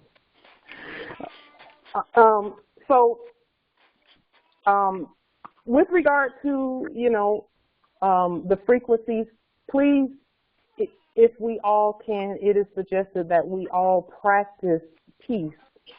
And that's actually really what practicing peace is. Practicing peace is on a daily basis ensuring that the frequencies around us do not get too loud. Okay? So, again, the frequencies are going to continue to mimic us. And that's even with regard to that whole mass thing. When we're peaceful about that, everything around us is going to be peaceful. And that's going to go away. Yes, well, it's going to go away, and those who are implementing it have to go with it. Exactly, Empress. And it's also getting everyone in our territories accustomed to seeing and hearing the heirs speak, because they've not really had the opportunity to see us in these high numbers speaking. Okay? They've not really had that opportunity. And every now and then I'm muting just a couple because they go up on the sound meter as far as background noise. Okay. Okay. So, and that's not you, Empress. I'm just saying there are some that are muted if the background noise gets too high. And that's not any of the Moors in particular. So please *6 to unmute yourself whenever you want to speak freely, because this is absolutely interactive as well. Okay. So, are there any other questions, comments, etc.? Please get out into the territories and demonstrate. Even if it's just a mass demonstration, do it. And then go to another place and do another mass demonstration. It's getting them accustomed to seeing who's really in charge, who's really in control of the territories. And that's territories in all lowercase letters. Islam? Islam. Islam, Empress. Islam. Islam, this is Empress Sade. And I'm noticing that, like, what I've done, I have my turban, I have my pen, but I'm also getting into wearing T-shirts that pretty much just represents us at all times. If they never heard of the word Moor before, it's on the T-shirt. And I'm trying to get that. I don't care if it's I'm getting looks, okay, definitely from the Albions. They're doing double, triple takes because the one T-shirt had like Negro scratched out, African American scratched out, colored scratched out, and then it said more at the bottom. And some people are coming up like, oh, what's that, T-shirt about? Just to get the conversation, and also so they can already know who they're dealing with when I walk through the door. You see the turban? I have my shirt on. I have my pen.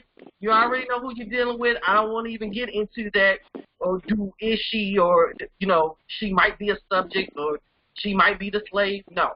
You know exactly who you're dealing with, and I definitely stopped wearing the mask, and I haven't got anybody to even say anything to me. You know what I mean? Like what the other lady was saying. Now I'm thinking about doing the demonstration like the one of the other empresses said, about going to the managers and speaking to them and saying, hey, the same thing that she said, take those fans out of here. We don't need them in here, and we're not going to be bothered with them, period, because we're the Moors, so that doesn't pertain to us.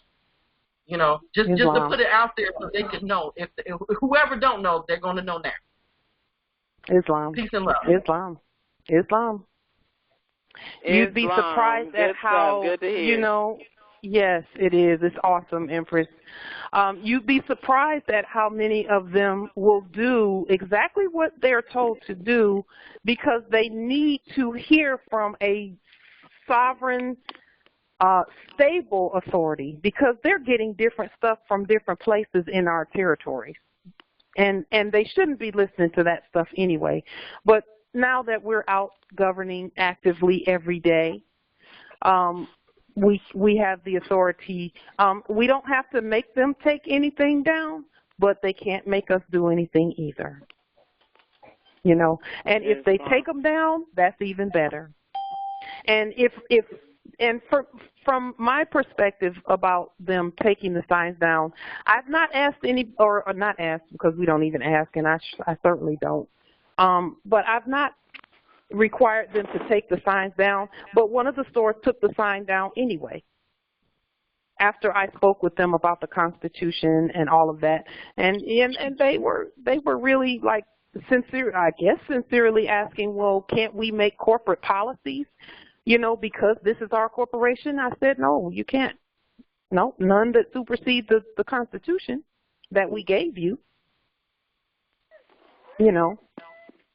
So this is a prime time for the heirs to get out and demonstrate that we are the law and we are the government. Okay. No one's going to. I've not had any situations where they do anything. Where they become belligerent or argue or too argumentative. You're going to get some pushback though. So be prepared for some pushback, And then be prepared to stand peacefully. To stand peacefully. Islam. Islam. J. Michael, Islam. Chicago territory. Yes. Greetings. I've been listening in on the calls, and one of the things that I'm picking up, can you hear me? Yes, we can hear you. And the suggestion that I have, and Jeremy Moore, you're great, we got to find our joy in all of this. So when I'm out demonstrating, like yesterday, I got a little kind of a funny thing that I did when I first found out that it supposedly was mandatory. Because first I got kind of mad, right? But you have to deal with yourself. So what I did was I was talking with our sister Taye, and she was kind of pissed off too. I said, we'll do something about it, but you deal with yourself. So I did put together there humorously DISSUMVULL exclamation point. Did some bull, right? And I said, if it comes down to anything, I'm gonna put this on. But I was gonna wait till the last minute. So I said, this is the way you can humorously deal with this and find your joy, because the joy in what we're doing, we can't let that pass. So we have to find joyful ways of dealing with it. So when I put that on, they start cracking up, and it breaks the spell. They said, I would like to put that on this mask because this is some beer. And it always opens up a conversation. So it's different ways you can deal with this. That's just one way. And the other way I dealt with it, security comes up to me. He's got all these lights flashing on his chest. I was like, what's up with that? So you don't have a mask on. First, I'm not a sir. Secondly, do you know you can be leaned in your private capacity for inducement into fraud? Do you know this? And then they get shook up when I say that. So would you like to give me your name? I said, hey, I'm not here to harm anybody, but just want to let you know, pull your coat. You can be leaning your private capacity for inducement into fraud because it's fraud. And they all just started the conversation. All the security, they were like, you're right. You know this? This is things that they know, but they feel like cowards because they're not standing up even though they do know. And a lot of them, it's their job, but they love to have a conversation if you open it up right. So we have to find the humor, the joy in what we're doing. And I got a big smiley face on it. And sometimes I wait until they say, well, we just can't even talk to you if you don't put the mask on. And I put it on and they start cracking up. Okay? This some bull. It just makes them laugh. And then they admit the same. It breaks the spell. So I'm just saying we're breaking spells as we demonstrate, and we can do it in a joyful way. And I yield. Good stuff. Well, Emperor, I will admit that is that's creative. I tend to not take any shorts with any of that. It's good that you're developing good public relations, and because that's what it sounds like, is that you're dealing with them from a public relations standpoint. I'm a Leo, so we don't do it that way. But depending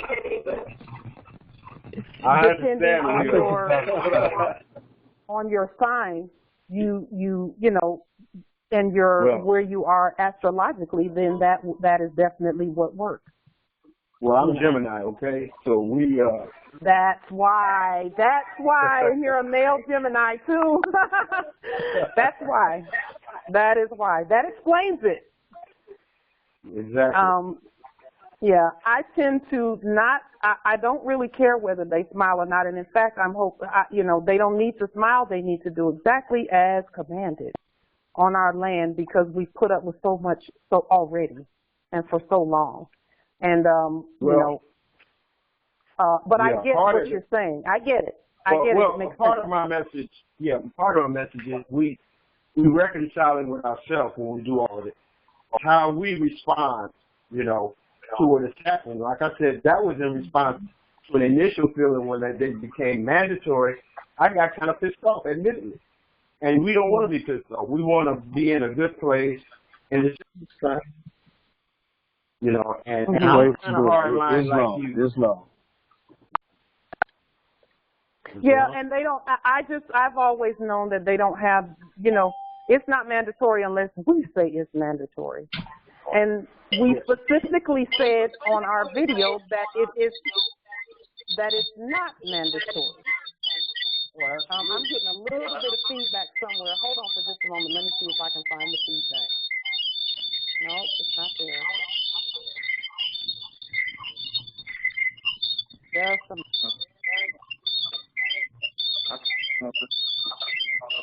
I cannot find the feedback. Hang on just a second.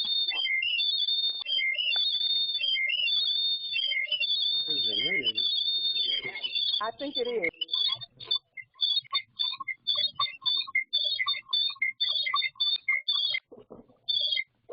Muted. This line is now on hold. Yep, it's that one. There it is. I got it. There's a call coming in from Phoenix, Arizona, and Cleveland, Ohio. They're working together. They're Albions, and they've been attempting to pretty much mess with the call, but I won't let them. Yes, because that was on purpose. It sounded like it was on purpose. Yeah, we're good with it. We love them, and we're gonna keep sending them some love and some peace. That's right. And keep getting them right on out of here in love and truth and peace, freedom and justice. We love them. Yeah. So, you know, I'm more like that with all of this. My joy is knowing that my empress and your empresses and emperors are not going to have to deal with the stuff that we had to deal with. That's my joy. That's my joy is seeing us, the heirs, be free on our land. I was just thinking today as I was traveling how I can actually breathe simply because I don't have to be terrified to travel, because I remember a time when I was asleep that I was terrified to get into a conveyance and travel down the street, down the road. Terrified that a policy enforcer would get behind me and do whatever type of traumatic behavior they do to citizens and those of us who think we're citizens. So I remember being terrified even when there was nothing wrong. When I was doing nothing wrong, I was terrified, and I thought, this has to change. This cannot be. It can't be. I'm not going to live like this. And I'm so glad that the ancestors woke me up when they did, because ain't no telling what would have been the outcome of me saying, I'm not going to live like this. So whatever they do, I'm just going to find a way to deal with it. That's what I said. And so, I think that almost every day when I'm traveling in my conveyance, I'm always just thanking the ancestors and taking gigantic deep breaths, just at the amount of freedom that I feel, that I don't have to worry about anything and I don't have to wear a mask. Because that would have been like, you might as well, listen, if I would have had to wear a mask, because I already know that it's about more than that. I've never been one to that obeyed a quote unquote authorities. Something in my spirit knew that they weren't real authority, even when I was asleep. You know, so I did what I had to do in terms of, yeah, I'll follow your rules, but only to a certain point. You know, and most of the heirs are like that. We become very good at navigating that. We became very good at navigating that system, the quote unquote capitalist citizen system. But after a while, we hit that ceiling where it's like, okay, I'm not willing to do just any old thing. Something has to give here. And that's when the ancestors generally shake us and wake us up. Islam Emperor. Go ahead. Yeah, it's just in the way, I think what we're talking about is demonstration, and the way that we demonstrate, as the brother was speaking about ways of demonstrating, writing messages, because that's how they control us, through subliminal messaging, through fear, through spells, and to brainwashing of our minds. So in our demonstration, we have to walk in the direction that we are supposed to, as in authority, because we speak with authority. We have to start speaking with authority in all of our demonstrations that we do. And even though they don't agree, maybe, you may go to jail, you may get killed, but I'm willing to die. I don't know about the rest of you. I'm willing to die. And so, and that's the great thing to is get my demonstration right. The great thing is you don't have to do any of that. If you do it right, I think if you do it right. Yes, if you do it right, you're going to be just fine. It's fine. You sure are. Mm-hmm. It's fine. You're going to be just fine if you do it competently and peacefully, and that's the part that we continue to stress to the heirs. It's competent and peaceful. That's it. Love, truth, peace, being freedom, and justice. One. Yes. See, yes, the energy, and may I make a suggestion even about that energy that says you're willing to die for this? Change, if I may suggest, redirect the energy to you're willing to do whatever it takes to live freely and peacefully and prosper in the process. If you could redirect that energy that says you're willing to die, because you don't have to. That's the beauty of this. That's what this is all about. Is we don't want have to die. Don't want to. Islam, yes. Can I suggest an exercise for helping to draw in from the sun energy that would help us? I feel it's something that I do. It's called sunning. There's a couple of ways to do it. Can you hear me? Yes, we can hear you. Can you hear me? Okay. Islam. One of the ways we can benefit from the healing energy. In fact, it's a recommendation for healing in my wellness practice is to get up and get out into the sun when it's rising. It's the most beneficial time for us to get out and gather the healing energy from the rising sun between the hours of 6 a.m. and 10 a.m. And it's an exercise that you can do called sunning, where you can have some type of filter where you're sitting near a window or a doorway, so you don't want to look directly at the sun. But when you're looking at the sun with that filter and you close your eyes, you can still see the sun. You can still feel that brightness, and you're taking in that energy. And even if you're not looking at it and sunning in the sitting position, if you're walking out and just taking in the healing energy and smelling the air during that time, it is really, really healing. And it's a type of meditation I saw where some people had mentioned as an aid for the brother who was asking, what can we do? What are some of the things we can do? And that is something that's really, really powerful. And if you haven't done it, I do recommend that you do it, and it's extremely beneficial. You will see the difference. It's a form of medicine. So I would like you to on our next gathering, tell me about it. Wow. Islam. That's the everything is right here. We don't need that. We're tapping into nature as our aid. Islam. And this being Islam, Islam, good stuff. Love to hear it. Go ahead, Justice Welton. Islam. Yes, I was just wanted to check and see have I been doing the wrong thing, because for about a year or so now I've been I've been sun gazing in the morning and early in the morning, and I look direct into the sun for about 5 to 10 minutes. That's good. And I've been doing it for about a year, so I just want Islam, can you hear me?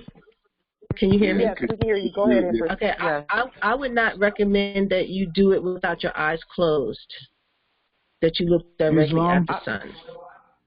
Islam just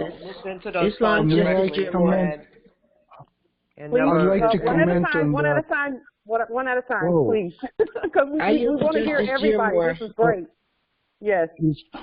As far as sun gazing goes, I started sun gazing about 12, 14 years ago.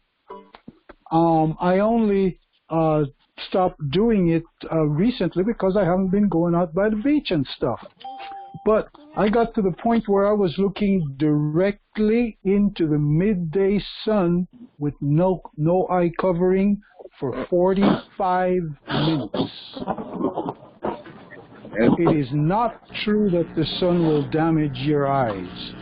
You just have to do it gradually until you attenuate to it, because you have to get the knowledge of what you're doing. But you're looking directly into the eye of the sun looks directly into your eye. You're learning, you're getting huge amounts of information from and exchanging with it. And you can do it morning, noon, or evening. The best times to do it are in the mornings and in the evenings until you pick up the energy, the capacities to do it at any time. But it is absolutely rock solid healing. But it's only one aspect of healing. You carry on board the best healing methods. We call it by a bunch of different names, but the name we know it by is breath, that people call spirit, that they call whatever. Learn to use your breath to heal you, and all the other modalities fall by the wayside. Now, I don't say that because I read it in books. I say it because I've done it for over 30 years. It works. You just have to work it. This is knowing yourself. This is knowing who we are, being who we are. Okay? And nothing outside can harm you, but then when you learn it, when you know enough about yourself, there is nothing outside of you. So you just have to know you, and you will absolutely know how every little piece of it can be worked, and you're doing it unconsciously. You have to become more conscious of what you're doing so you can do it with intent. Islam. Yes. I stare directly into the sun also. Yes, that's why I said, because I've been doing it for a year or longer. And I started early in the morning. When I first started, I just do it for short periods of time. You can tell it's working. You may get tears in your eyes. But after that, all the sun rays that seem like it's so hard to bear, it just all goes away. And the sun just becomes just like a clear white ball.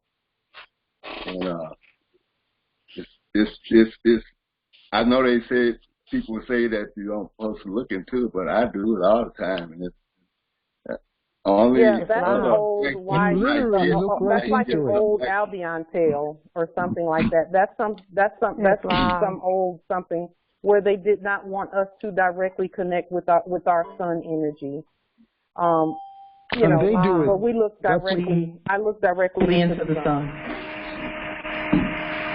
I do it. They do it. That's the reason why they have taken all areas around water. They try to seal us off from places to get to the water easily, and where you can relax at a beach or something, put your foot in the sand, and you start sun gazing, or just water gazing, or just just be. And when the calmer you get, the more power and forces you're exerting. The more agitated you get, the less force handling you can actually handle. Islam. So, Empress White? know What? Yes. Oh. Just a comment. This is Kamal. Yes, it's on. I've actually done the same thing regarding the sun gazing back in 2006 and 2007. I studied the guy's work who had done sun gazing, and I started out at 10 seconds per day, and every day I increased it by 10 seconds. And because I couldn't do it absolutely every day, it took me from sometime in the summer of 2006 to the spring of 2007 to get up to 45 minutes. But you can look directly into the sun. I always did it, though, when the UV was lowest, and that's 1 to 2, and then again in the evening when it was low also. But there was no adverse effect, and this is 13 years later. So I agree with Judge Shiomo that you can't do it without adverse effect. Islam. Islam. Islam. This is Sharon. I've been sun gazing, and yes, you can look directly at the sun. They have people wearing sunglasses because they cannot handle the energy, and they don't want us to because they know it empowers us. So yes, I've been looking directly at the sun, and within a couple of hours in the AM or the PM was how I started. And then I found accidentally that it was like in the midday, and I was looking at the sun, and it was fine. So it was a surprise, and it didn't bother me at all. And you can also look at eclipses. Islam. Yes, you can look directly at eclipses, and you can look directly at all of that. All of that is ours. It's all a part of our natural order, the natural order, and we are at the highest pinnacle of the natural order. Islam. Yep. For everyone who has had occasions to study their Bibles, I always like to go back to that, not because I was ever one. I fought against that thing for a lot of years because of some of the foolishness people said about it. Not because the information in it is foolish. The information is rock solid. It was the what we were taught about it that screwed us up and twisted our understanding.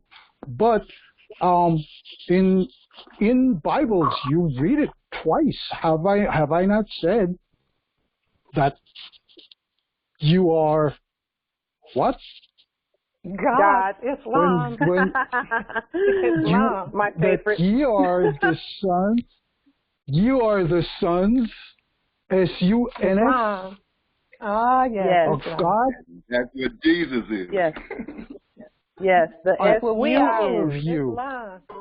You know, but you'll die like princes because you think you're princes and people. Yes. You're not. Yes. You're the and sons. That's just denationalization right there. Yes. Wow. The Son of God arises with healing in his wings. Teach, Empress. Yeah, that's a third. That's a third one, exactly. Yes. Yes. It's huge, but we don't pay. We were doing all people who were doing that all these years, but they weren't paying attention.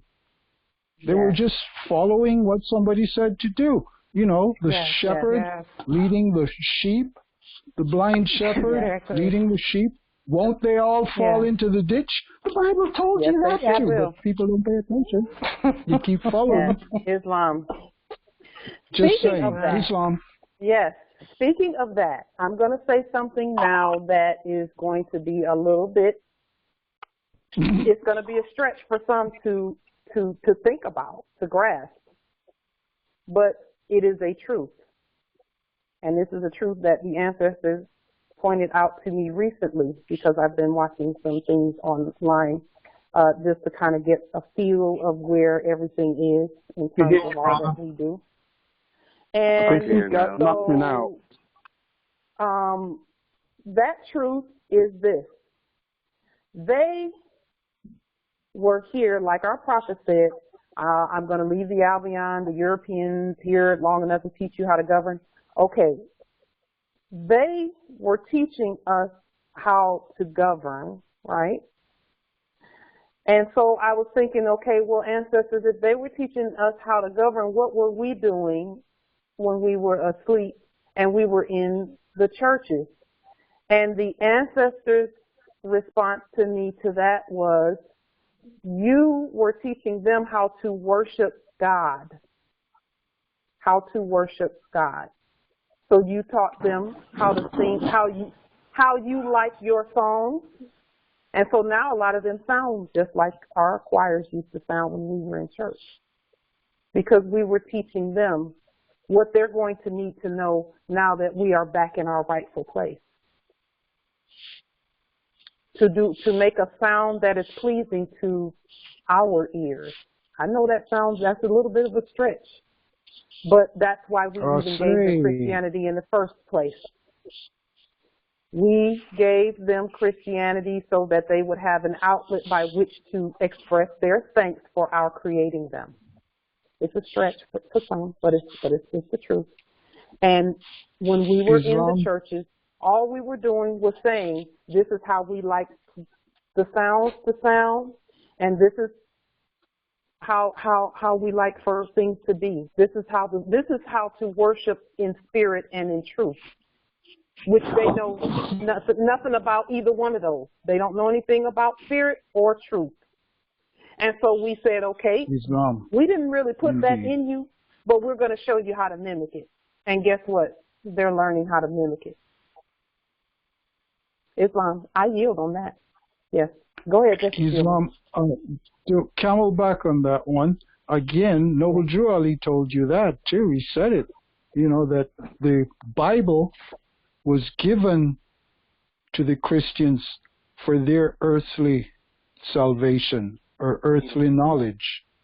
I'll call you back. Yeah. The Quran and the Moorish literature and any of that information was given to us for our earthly and divine salvation.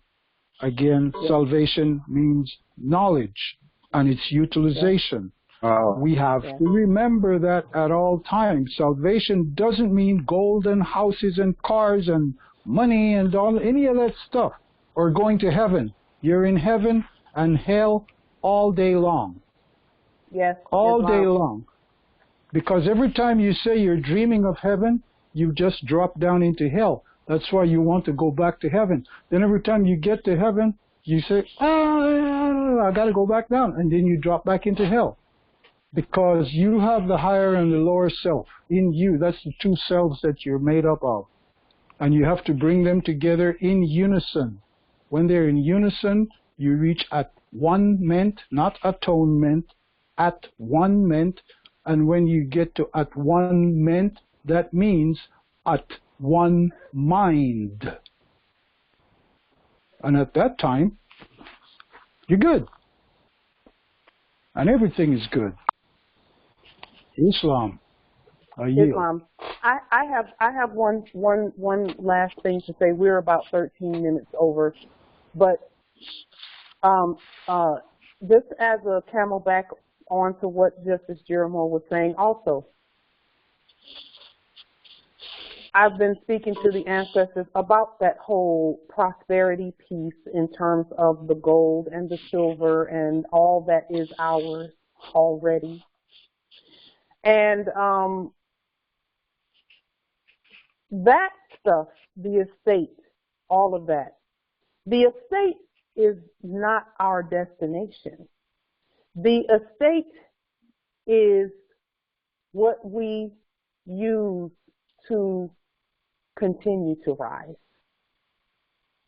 In other words, some people are only aspiring for the gold and the silver to manifest and all of that when it's really already manifested. They just don't see it yet. But our ancestors who flew high above the earth and still do, they got there by having the resources to get there. So we are going to get the resource. The resources are already presenting themselves because we're the source of those resources. So they can't help but to present themselves. However, that's not the goal. The goal is to get to that place, to that ascended place, and to enjoy getting there. That's what the resources are for.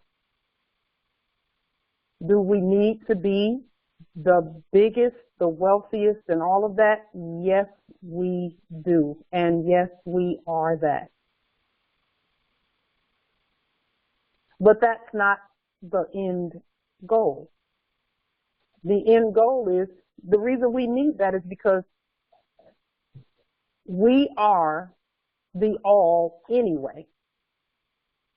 And it takes all of that on top of seeking first the empire, meaning the inner temple empire. Seeking that first. And all of the stuff that we need to continue to seek properly will be added unto us. It's already there. So that can't be the focus. The focus must be the renewing of our mind, the one great mind, the unifying of the mind. Some of the empresses, we were talking before the call started about how one of the empresses had a court action today, Empress Genesis, and we were talking about the high level of support that she received during her first court action. And anyone who says that we're not unified has not worked on their own unification processes to a point where they feel the unity. The only way you can feel the unity is if you're working to unify. And the only ones who say we're not unified is because they're not doing anything to become unified.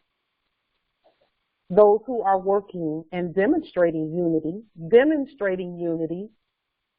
I'll say it again because it's a spell. Those who are demonstrating unity feel the unity. And then they manifest it. And then next thing you know, everyone's coming to their court actions to support them, or commenting or sending text or all types of support mechanisms.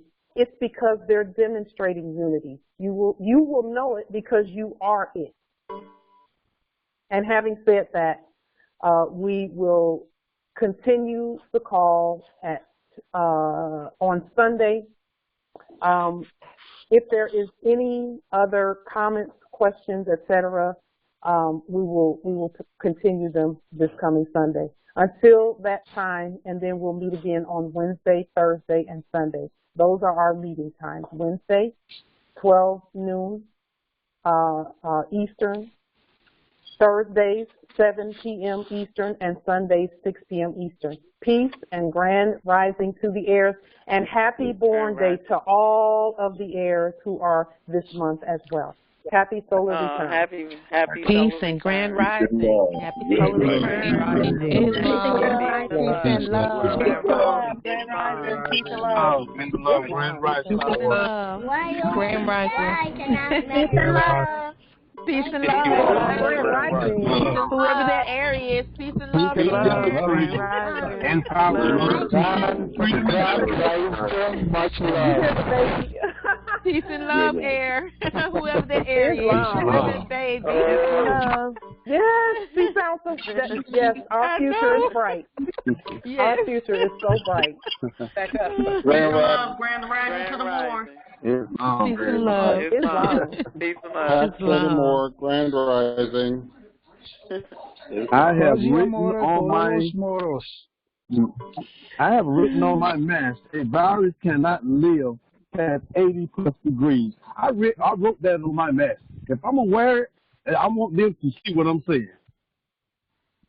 Well, Islam, if that is how you choose to do it, sovereigns can do whatever they want on their land. I'm getting the idea from the brother. I got that idea from the brother that was thinking about it. it really touched me when you spoke about it, to have fun doing this. And then that got stuck with me. So. Islam, absolutely. Islam. Hasta la vista. Peace and grand rising. Peace and grand rising. Hasta la vista. Hasta la vista.